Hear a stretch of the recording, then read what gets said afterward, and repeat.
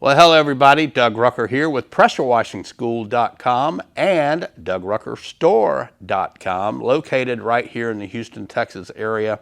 We're located up by Humble Kingwood, that's north of downtown.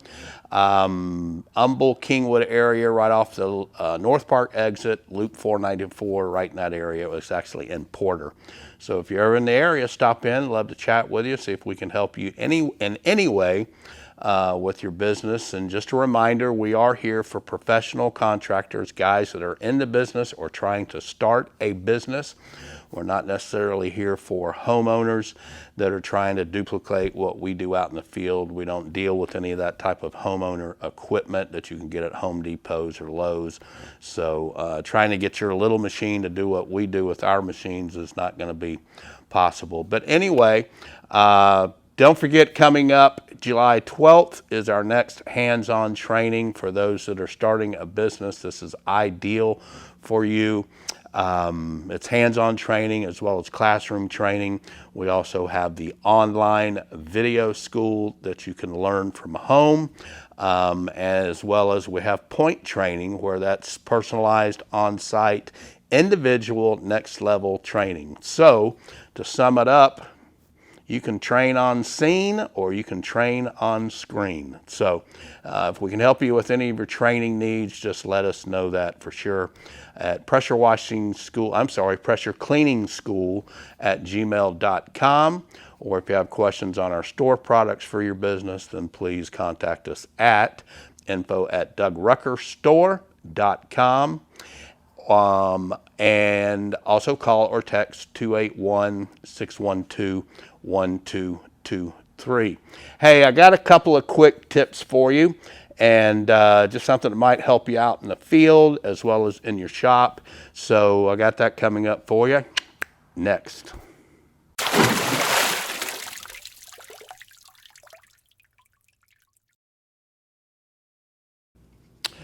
Okay guys, just a couple of quick, easy tips for you.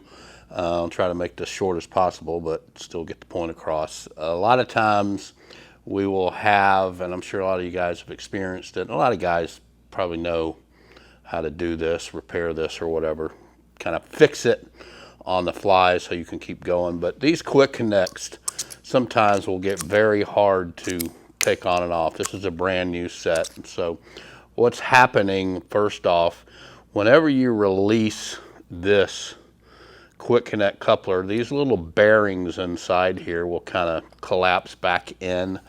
And so when you slide this in, it makes it easy to connect. And when you snap it over, then they grab the collar of the plug, which is right here. So what happens is, over time, with pressure spikes, pulling the trigger on and off the trigger, just pressure going through the hose or whatever, this starts to pull up against that collar.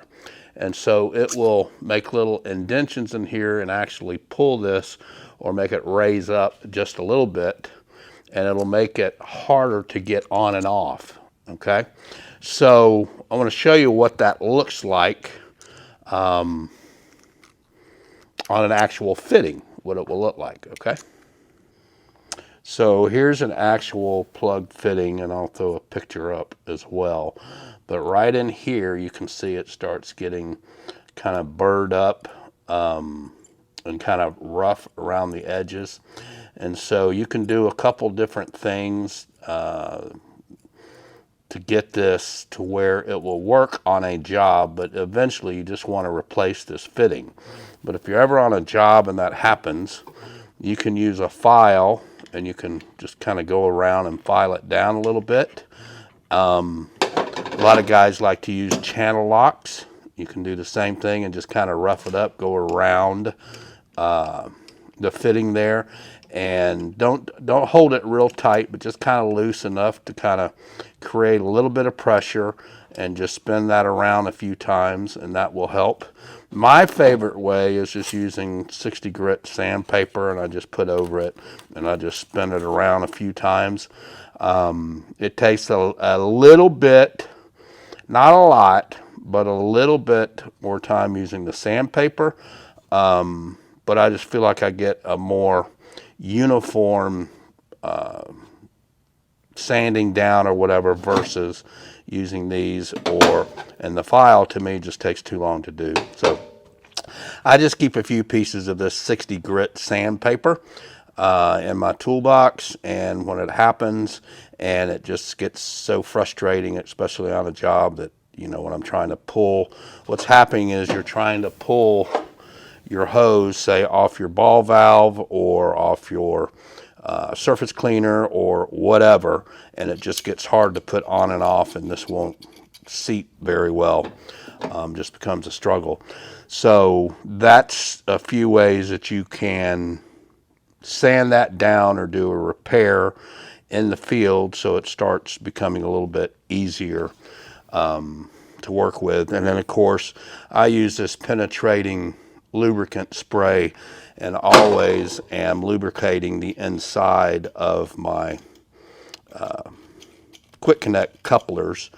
And of course I use the high performance lubricant. It's pump oil for the pump for the pressure washer, and then the oil for not only our vehicles but also the pressure washers as well. But my main point was talking about using this, and I've got this kind of zip tied here, so I always have this little sprayer and just connect it and then spray right inside whatever I need to spray in. Helps with loosening fittings or whatever I need, but that's a great thing to use.